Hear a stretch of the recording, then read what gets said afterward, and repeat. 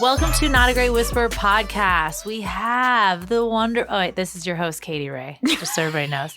We have the wonderful Marissa Moran Hicks here with us today. What up, what up? She's back. A lot of different seasons for her. With COVID happening, she was pregnant during a pandemic. She gave birth during a pandemic. She had to shut down her salon during a pandemic.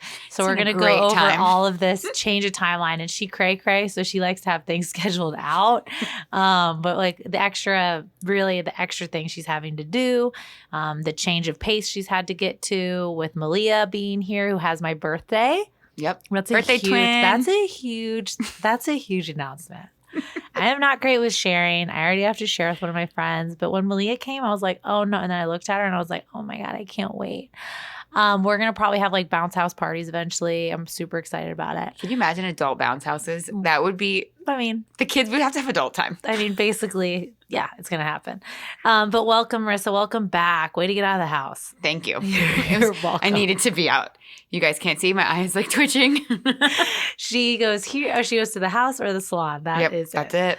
So let's talk about what happened while you were pregnant, when you had a very set plan of when you were going to stop working, and then everything was shut down. So I basically am just a schedule person my whole life. Like I run my own salon, so it's just me. So my schedule is pretty much out at least 3 months out. So in my head, since I'm a control freak, I was going to work until a week before I was due, which would have been the first week of March. So I was original due date March 14th. I was going to be done like March 1st. May 14th. I'm so sorry. That's okay. I'm her significant other. Yeah, got it. May 14th. I was going to be done May 1st. Like that was my big thing. And then in my head, because I'm also this type of person, I'm always dead in the summer. Every hairstylist, like we just get this rut in the summer, at least in Florida or in Tampa. We don't do a lot of weddings. So it's hot as shit. In my head, I was like, oh, I'll have the baby. I'll take off like 5 or 6 weeks. And then June and July, I'm dead at the salon. So I can go to work 2 full days a week, and then the baby can come with me. All my clients would love her, like built-in babysitters. Like she has her own little room with her little bassinet. Like, girl, we would. This vision was like set. Then COVID happened around March, and I was, I think, 7 months pregnant, 6 months pregnant. Everything had to shut down. There was just so much unknown as far as in the pregnant world. I was in the high risk. I was in the, we're fine. I was in the, every single week when I went to the OB, it was like a different situation. Yep. So nobody really, it was the world of the unknown. For a control freak, I was panicking, but I was like, put it up in God's hands. Okay, this is what we're going to do. Then at that point, it was, I'm trying to think when the shutdown happened. Well, the shutdown happened, I believe, the end of March. At that point, I had 4 weddings in between March and April, and my weddings are my big money makers. I mean, I take a full Saturday off and I go do it. I get paid cash, so I can make anywhere between $500 to $1,000 just in cash on one day doing a wedding. I had 4 weddings, so I pretty much would have made about $4,100 in cash for my last basically trimester. So that was what I was like banking on being my maternity leave cushion. Like that would have been great. So I was going to work until May 1st. I had all this money saved up, and that was why I was going to take 5 or 6 weeks off. She didn't kick me. She kicked the table. Yeah, sorry. I tell the table, sorry. Then all this happened. Boom, 1 wedding got pushed back. Boom, boom, 2 more weddings got pushed back. So they just got canceled. The venues got canceled, which I was very blessed that all 4 rebooked with me. They all booked for June and July. Oh, they just booked a month out. They just booked a month out. So what was happening a lot, at least in Tampa, I don't know how other states were working, was the venues were basically charging them. If they canceled, like if they prolonged their wedding, they had to be charged a cancellation fee. If the venue closed, the venues weren't charging them. So me as a vendor, they were asking me, oh, are you going to charge me a cancellation fee? I was like, no, girl, like this is crazy. Like I would never charge that for any of my clients. Oh my gosh, you're in a pandemic. That is not your control. Well, remember, this was when it wasn't like this crazy. This was when it was just like kind of in a weird, are like, you going to be weird and close them down? Are you going to be weird? Gatherings need to this be was back then. Distance. Yeah. So then I was like, oh, I'm not going to charge you guys. Like you guys all rescheduled. Why would I do that? So that was March. This was April. Now here comes like May. I basically got to reopen. The salons were shut down. Everything, zero tolerance, shut down. I did not get unemployment. I applied for unemployment in March. I could not work. I'm still to this day. We are in August. I'm still pending. I never got denied. Hairstylist got so I never got to even reapply. I can't even reapply for unemployment because I'm still pending. So that sucks. Then the stimulus check me and my husband did get, but we got it in the third round. So I was literally, I think it was like deep in May when I got my stimulus check. So then I applied for about 3 different small business loans. Because of my LLC, I'm just by myself. I got denied every single business loan, the PPE loan, the ones for Tampa for small businesses, because it's 2 to 500 employees. And then the one that was for the one help or the one, whatever the one that was for the Tampa, I was 2 streets away from being allowed to get that assistance program. This isn't extra stress to you at all. This was all while I'm, at this point, 9 months pregnant. And then when they reopened, when my salon was legally allowed to reopen, I was 40 weeks pregnant. So I literally put up a post on Instagram and I was like, I'm allowed to reopen. I'm opening up 10 hours a day. I was on my feet. At this point, I did the whole joke, but I was somewhat serious. Like, get in, let me put your color on. If my water breaks, like, go home and shampoo your hair. Like, that was the whole joke, but like, seriously, but just like, if that happens, come in. And at that point, I still didn't know. I made all my clients come in, measure their hair, check their temperature, wear their mask. If they had been sick, I don't care if you have allergies. I was like, I'm sorry. I didn't know about anything. So I normally am a hairstylist where I have 2 different rooms, 3 different chairs. Like, I can go boom, boom, boom, do 3 people in 1 hour, where now I can't. So I was working these longer hours, 40 weeks pregnant. It was horrible, but in a strange way, I felt better because I got to get at least some of my clients done, in the sense where I was like, they won't be bothering me when I have the newborn. Like, not that they're a bother, but but it won't. I knew that their roots, you that they needed it done. Yes, that was what everybody was like. Are you crazy? Are you crazy? I'm like, I am an extrovert, like a little bit, but yes. but it was just one of those things too. I'm an extrovert. I need to be around people. I love human contact. I need to talk to people every day. I was stuck in my house. I was depressed. I felt like I had pre-postpartum, which I found out is a thing. Peripartum. What is the word? It's there was a word though, because I was talking to my what is it called? Whatever. But anyways, I was talking to my OB about it, and basically her whole response to that was like, all right, as soon as we get this baby out, we got to get you back on your medicine. We've got to get you to be yourself. Like, of course, they're very pro breastfeeding, but at the same time, like, for my mental health, they were like, okay, you're not doing well. We got to get you back on your stuff because mommy needs to be healthy for baby to be healthy. Exactly. So that all happened. 41 weeks is when Malia came, right? 41. She came at 41.3. Oh, okay. Yeah. How was that in the hospital? So I go in to do her checkup. Or I go to do my last checkup. They did a growth sonogram on her because I was high risk. Due to my anemia and due to my husband being 10 pound, I was a 9 pound baby. Which is crazy that they let you go 41 weeks. Yeah. So I went in on my 40 week. Then 41 week is the day I went in. And they were like, okay, we're going to go. You're going straight in. Because they were like. To get that when you went to check up, they said. By the time I had her, it was 41.3. Okay, got it. So I did go to 41. Though. Okay. My checkup was 41. That's why she's like a full grown baby. Like, she basically has expressions. Well, this is the best part. So they did a growth sonogram on my 41 week day. And she was measuring 8.5 to 9 pounds. So that put me in my head of like, oh, I want this baby out now, because I'm like, I don't want to tear. I don't want to have a huge whatever, baby. And I don't have a huge vagina. Yep.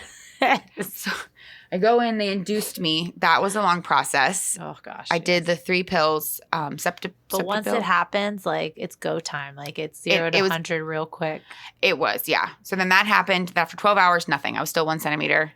After another 24, and then at that point, after 12 hours, they gave me the epidural and the Pitocin. Oh, yeah. And 24 hours later, still was at 4 centimeters. So that was about. Oh, so your water hadn't not broken yet. My water did break when I was. 4 centimeters? Nope. My water broke as soon as I got the epidural. Okay. But what the funniest part of that is, again, this is control freak. Now, my husband's already having a fit because he thought this was going to be like in the movies. Like we go in, it's an hour and we're out. Like so he's upset about the time. He's upset because I was like, yep, love you. It was about him. Yeah, no, I get it. He was uncomfortable. He had to wear a mask. Like it was just this whole thing. You're not uncomfortable. No baby's coming out of your vagina. But yeah, no, that's fine. So my doctor comes in and she was like, why don't you want the epidural? I was like, because I want to feel it. She's like, have you not felt this past 12 hours? And I was like, well, I have, but like I want to like get to 4 centimeters. And she was like, I don't want to break your water. I want your water to break naturally. I need you to relax. And like, that's a trigger word for me. Like, don't tell me to relax because then I'm just like, I'm again, the twitchy eye. So she was like, trust me, if you get the epidural, you'll relax. Girl, by the time the anesthesiologist left the room, she put gloves on to check me. Yeah. My water was broken. And Mike was just like, listen to the doctor. Whatever the doctor says, you're going to listen to her. Like, you're trying to control the situation. So we should fight right now because I'm giving birth to our baby. Yep. So the doctor was right. And after that point, I went from 1 to 4 within like 24 hours. I didn't, but it just was still, she came on her own time.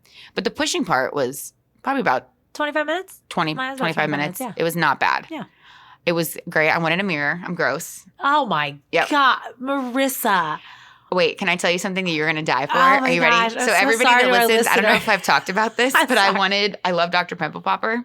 Like that's my jam. So, oh my God, no. I had my doctor the entire time that I've had, like the doctor who told me I was pregnant. I've had her the entire, at this point, 36 hours. Yeah.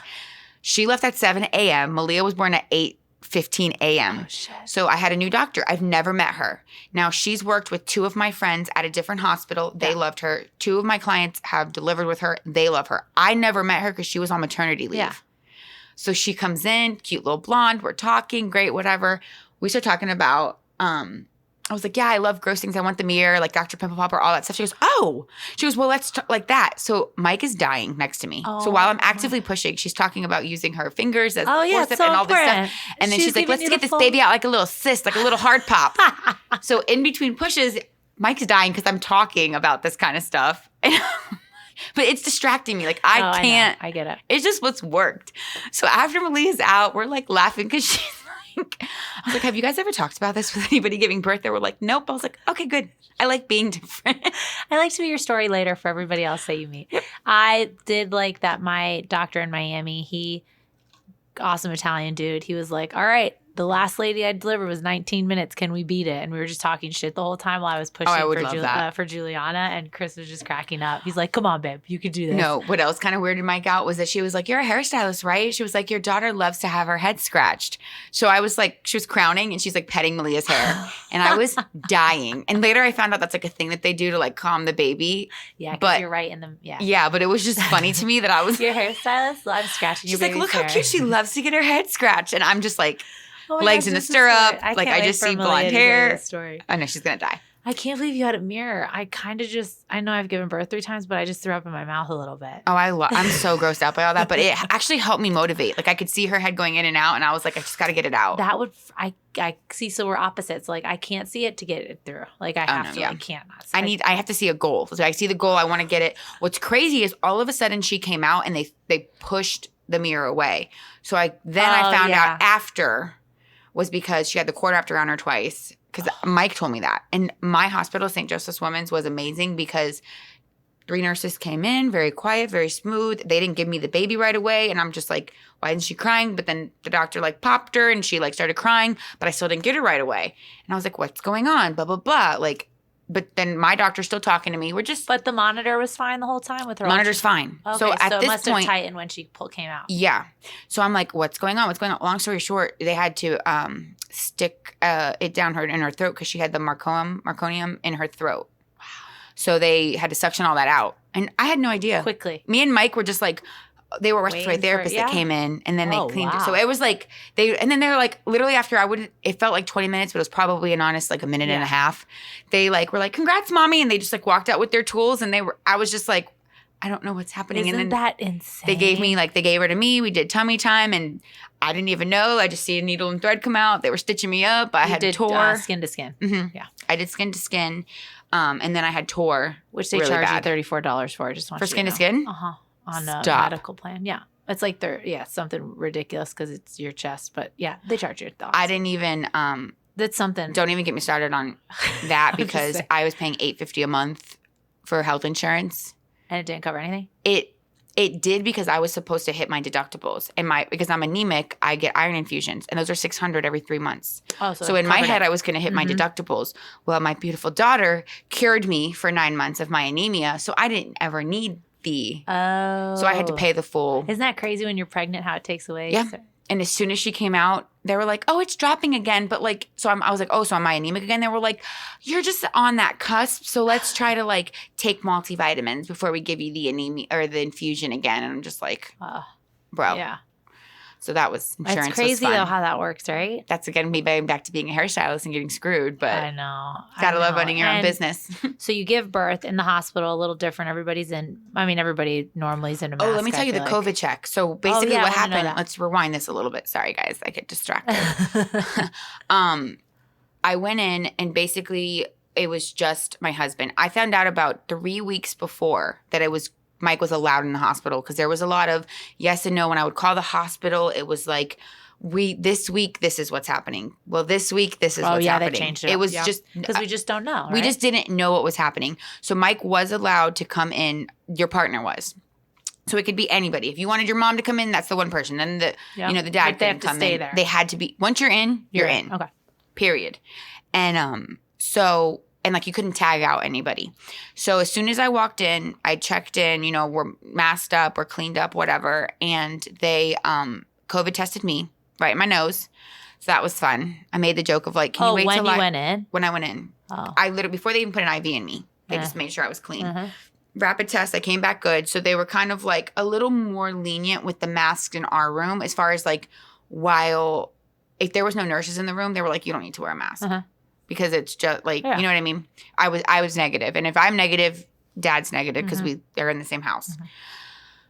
So that happened. Thank God for technology. I brought my laptop. I got to talk to my mom, my dad, my cousins, my family, like friends. 117 people. I literally, my laptop died and my phone died. Oh, no. That's how many people I was like FaceTiming. I'm here. And again, it was 36 hours if we were waiting because like the induction process was like, centimeter. And I literally was like, can I go home? Because I wanted to eat. I couldn't eat for the entire time. So that's all I was caring about was like, if I go home, I can eat. So can I go home? They were like, you're damn near 41, 42 weeks. You're not leaving without a baby. Yeah, you're not. Sorry. So I was like in it to win it. Then after all that happened, Mike got to go and order food like because the cafeteria was closed. So like, nobody could go get food. So Mike would have to go and order, let's say Uber Eats or whatever, and then go to the front checkpoint. They would have to scan all the food. And then Mike had to go with his mask on, go get it and bring it back to the room and eat it in the room because there was no like hell no, he can't eat it in the room. Yeah, the cafeteria was closed. There was no way for him to eat outside of the room. So I had to smell all of that delicious garlicky wings and pizza that he had. Because in my head I was like, oh, when this baby comes out in like an hour, I can eat the pizza. So like that'll work. Well, that didn't work. In an hour? You guys are your time frame. It's okay. I was 1 centimeter for 9 hours. Yep. It's great. Well, my water broke, and then I was 9 centimeters for 9 hours. And Chris and I caught up on a couple movies we hadn't seen. It was pretty awesome. It was like a hotel stay in the hospital. Yeah. I watched Friends. I mean, why not? I like every night I had the same thing. It was like Friends, then it was like Mom, and then it was like George Lopez, and then it was like they don't, so if you're fine, they don't check the baby for COVID, do they? No. Okay. That at least now this was again that week. Now because the cases are up higher, they might. There might be a different procedure. Yeah. So then that was during that whole time. Then I took her home. I was pretty much under the impression from my pediatrician's office and my OB, no visitors, zero tolerance. Like that's it. That's what they were pretty much putting in my head. Because nobody knows anything. Nobody knew anything. So then finally when I went to her first appointment, which was 2 days later, the next day, 2 days, I think. Everything was good. Then I went for the 1 week appointment. And at that point, I asked pediatrician, I was like, when can my parents come see her? When can my mother-in-law come see the baby? And they were like, okay, here's our rules. Basically, mask on, make sure they have the Tdap shot, which is the whooping cough prevention shot.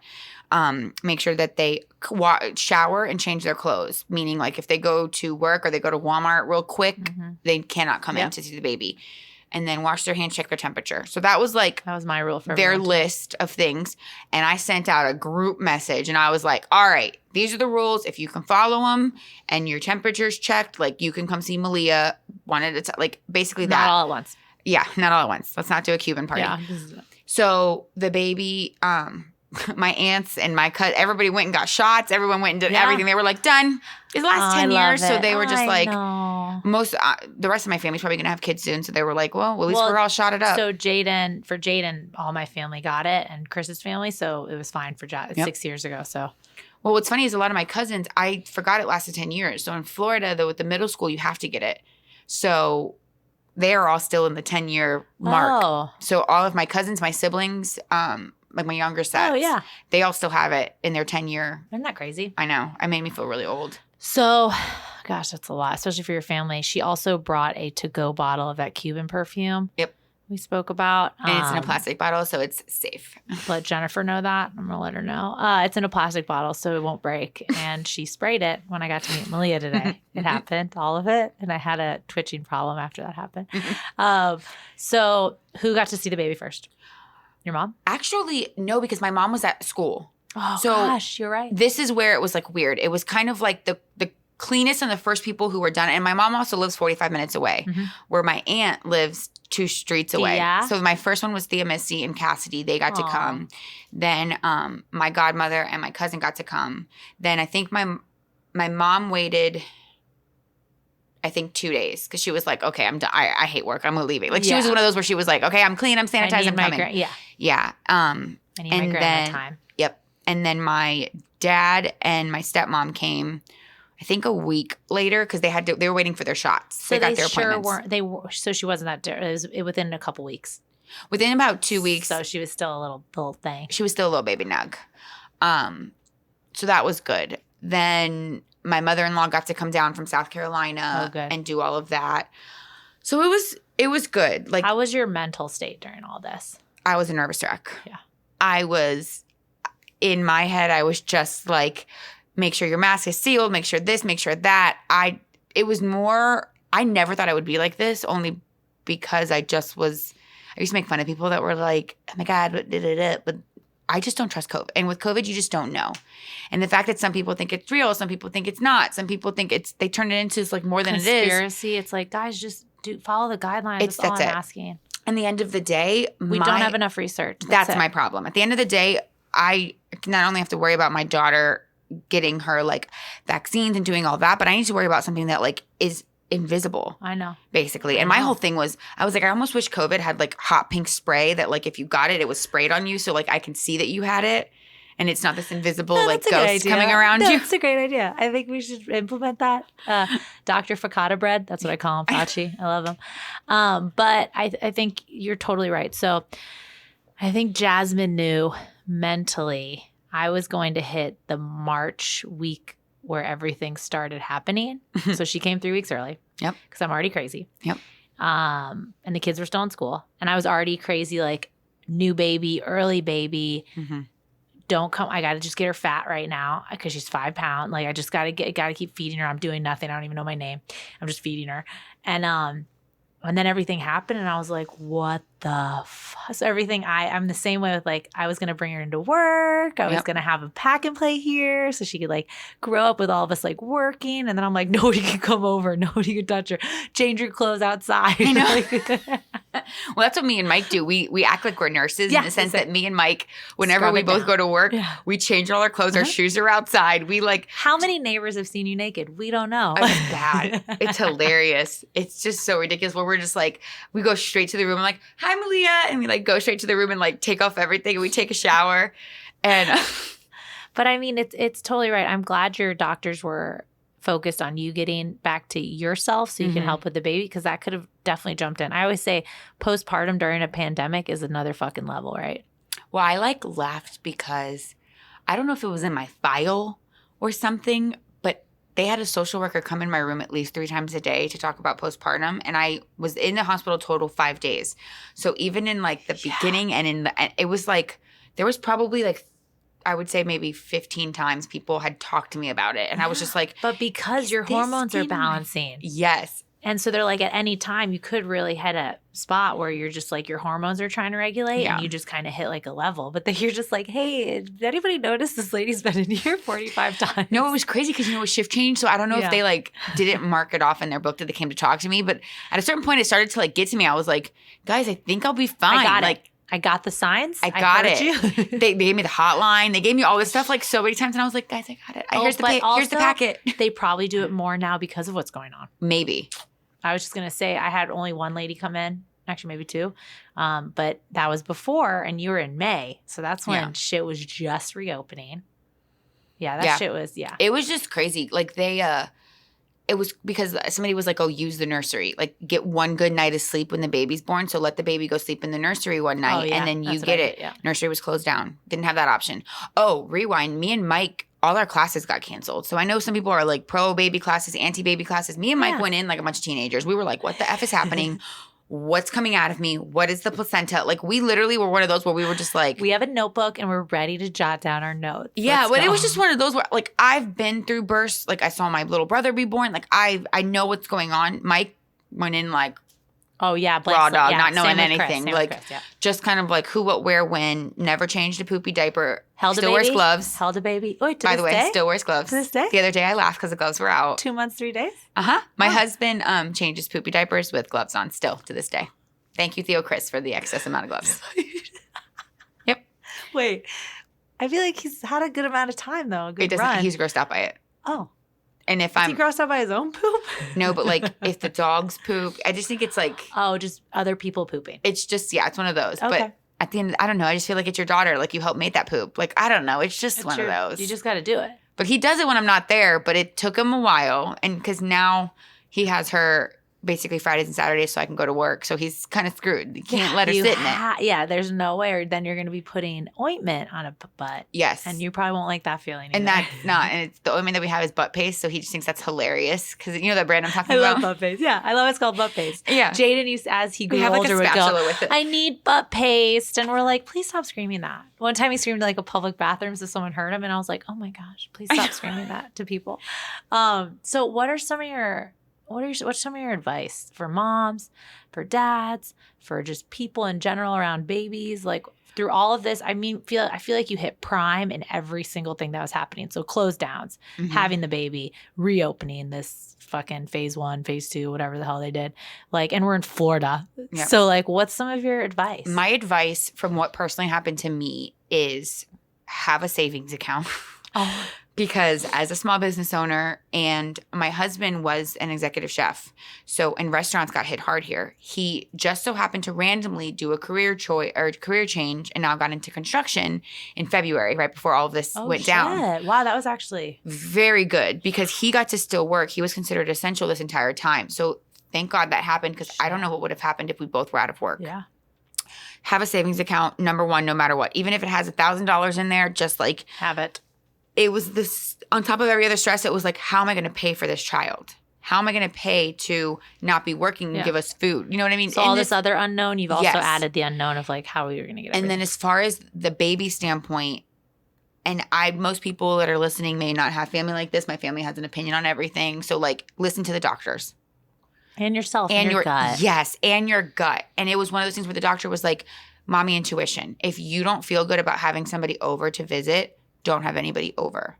If you don't want to do it's just one of those things where that was my whole fear. It was just listen to the doctor, listen to science, listen to medical, and then listen to your heart. And that I think will be good enough. Oh my gosh. There was a week I told my mom, my mom basically quarantined with us because Jasmine came early. So she was picking up the big kids. Yeah. And I totally believe that because my gut, 1 week, my level of anxiety of getting them sick. Yeah. I was like, nobody comes over. What if I bring you something? Because Chris was going into work every day. I was like, I couldn't live with myself. So a whole week went by. And then my mom was like, we quarantined basically with you. So and then my sisters I didn't see for 2 months. But I was like, I just can't, I'm so highs and lows right now that like, guys, I don't even know what's happening. Chris's parents didn't get to see her for a couple months. Yep. Well, they were in the epicenter down there. Miami. I know. And I'm just That's like, what's you scary. guys. As a mom, I would have been like, I love you so much. You're fine. It's just like my envision of like, you can't stop on the way here. Yeah. Like there's one person that'll cough on you. Like there's so many weird scenarios you have in your head. Yeah. When the kid, I feel like I gave Jaden a little bit of anxiety because I'd be like, go wash your hands, get your face out of your sister's face. Like, because you're like this little carrier. Yeah. When they said no kids were getting it, and then all these kids were getting it. Yep. So that's the only thing is like, as a control freak, you can't control any of this because every single day, every single 4 hours, something's different. I know. And the numbers change and this, and living in Florida, we are just idiots down here. Nobody listens because everybody chooses their own opinion over no one wants to science. Do it as a collective. And it's just like yes and no and this and that, and that's a whole thing. I know. Then on top of all this, we had a huge COVID flare up in my family. Oh gosh. That was horrible for me because like I said, we've been good. I've been doing great, whatever. I had a family member who, let's just say patient 0. She works from home. She did everything. Like her whole family works from home. Nobody leaves. And in that house, because there's a lot going on, they have 2 other people living in there because they're remodeling a house. So there's 2 more extra people in the house. And 2 are leaving work. So one is a mailman, one's a nurse. Neither of them like brought anything in. They were super clean, whatever. And but they're every day working. They're every day working, but they still follow the rules. Yeah. Yes. So then they leave. She went to go eat at IHOP, like whatever, wore a mask there, ate, left. About a week later, she had a fever. She ate at IHOP? She ate at IHOP. Yes. No offense, IHOP. No offense. I'm not saying which one. And then there was a Father's Day like pool event and huge backyard. We're all there. I went with a mask. I went in the pool without a mask.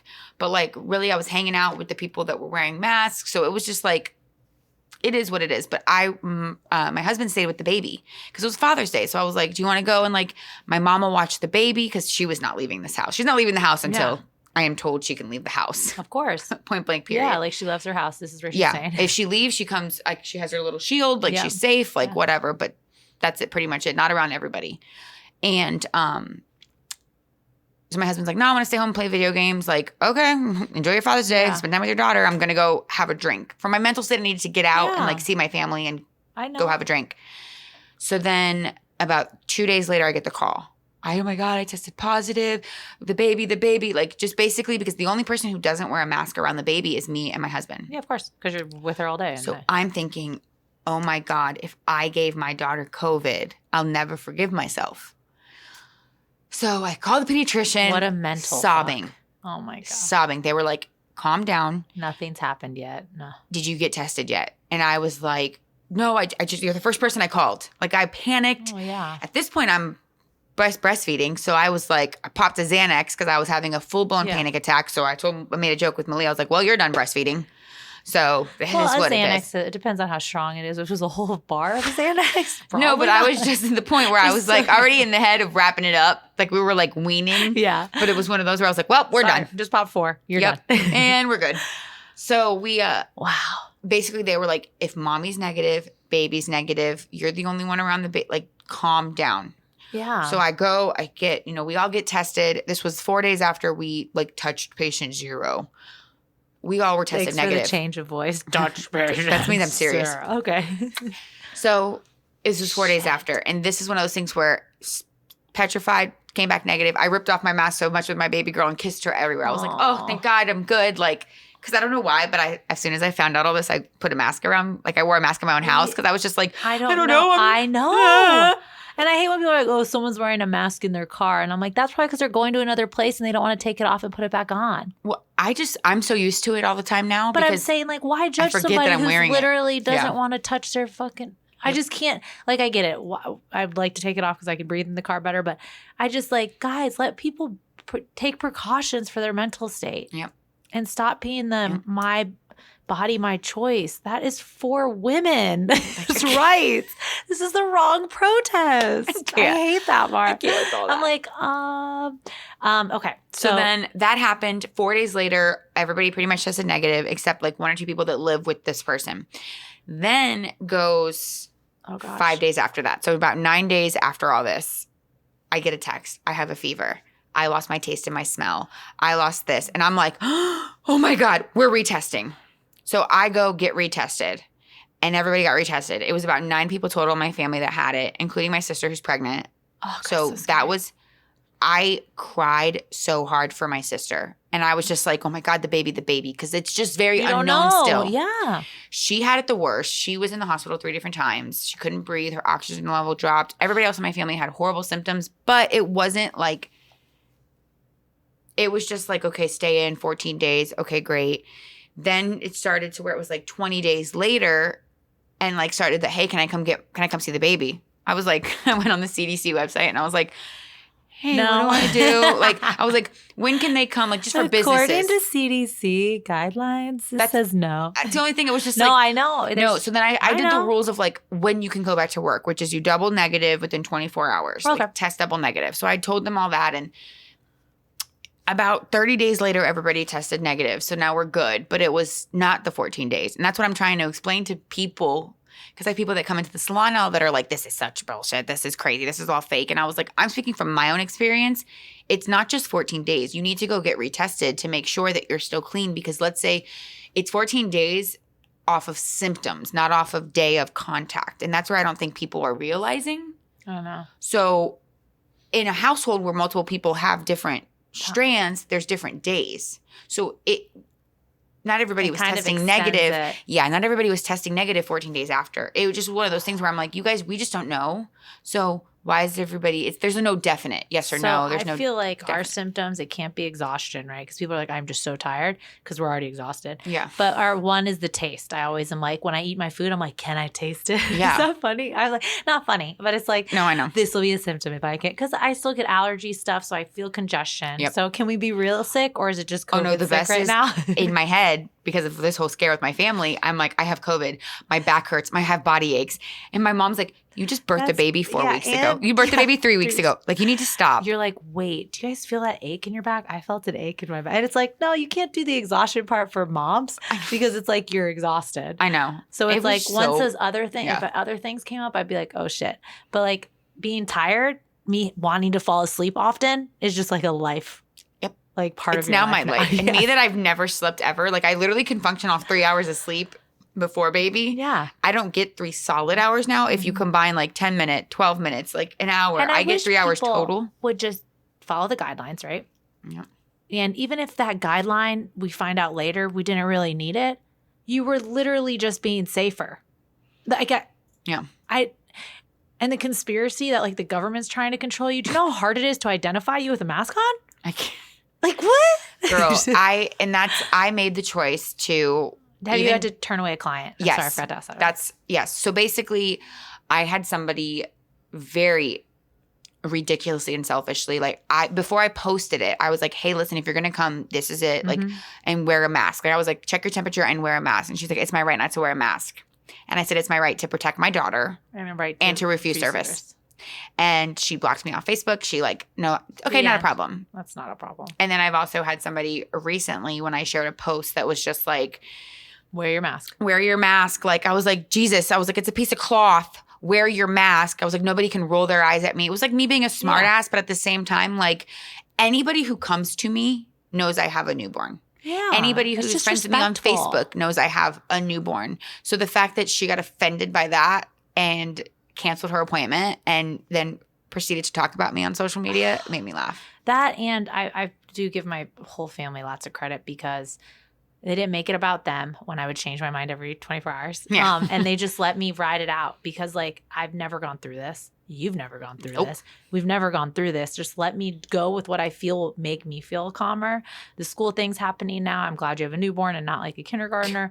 There's so many unknowns. And it's just like, guys, just go day by day, right? Yeah. That's it. And I think you've kind of nailed it. Now that you and Malia have conquered the world, you can do anything together. Yeah. And she's so freaking cute. Thank you. So shout out to all the new moms. I know Marissa has mad respect for you going in and delivering right now. Do it. It's fun. It'll be great. I was actually talking to one of my clients. She's due in a couple months. And her sister I did her sister this week and she's coming next week. And her sister was just like asking me questions of like, I'm scared to talk to my sister about this because I don't want to upset her. But like, what happened? Like, so I did this whole spiel with her and she was like, will you please talk to my sister? She's petrified. I was like, oh girl, I'll tell her like, listen, I am a person who I wanted my family there the entire time, but it was so nice to give birth with just my husband. Yeah. Because if I would have offended somebody if it wasn't mandated that I couldn't bring somebody in. So this way to just have him, even though he wasn't the most gentle person with me, I needed that. Yeah. I needed it to happen the way that it happened. And I got time with just my baby. And that I never would have happened. And I went back to work after almost 3.5 weeks, which was crazy. She's insane. But I mentally needed to get out and I mentally needed to do that. And I had the help with my mom because before school started, she wanted to come and help. And my family, whoever, if I needed my family, they'd be like, oh my God, yes, can I just come? And they come with the mask. Like whoever stays with the baby, supportive as fuck. They stay with the mask on the entire time. I mean, some of them even have custom masks with their nickname for the baby. Like if she could read their nickname on it. No, she can. She can. How can't. Dare you? And it's funny because she hasn't even, like everyone's like, oh, she's not going to know what we look like. I'm like, she can't see anything right now. I'm like, she's just listening to voices. Yeah, she just hears you. She just sees blurs and sees voices. And I was like, but because of FaceTime, everybody's got to see her. Oh, good. I know. I remember my first FaceTime with Malia. So I think the best thing is like, do you, whatever feels good in your gut, please follow medical professionals. They're literally doing the work inside front lines when they don't want to be. They know a lot that we should be the front lines. Yet. So do that. I'm so glad to have Marissa back. Again, Marissa Moran hair and makeup. Look for her. Malia is now rocking her gear because she's adorable. Thank you. Of course, Marissa has very large bows to match every outfit, sunglasses, as well as Cuban perfume because she told us she would be this type of mom. And she, and the new, for sure, the new and improved antibacterial stuff. We love her. Thank you for being on. Thank you for always having me. I missed it. Marissa Moran hair and makeup is the whole at Marissa Moran Hicks and then at Hair by Marissa Moran. Sorry about that. I'm so sorry. How dare I? This is like her 75th episode and we love it. She'll be back. Find us on at Not a Great Whisperer, at The Real Cray. We're at BKN Creative Studios and we are out. Let's go check on Malia. Peace.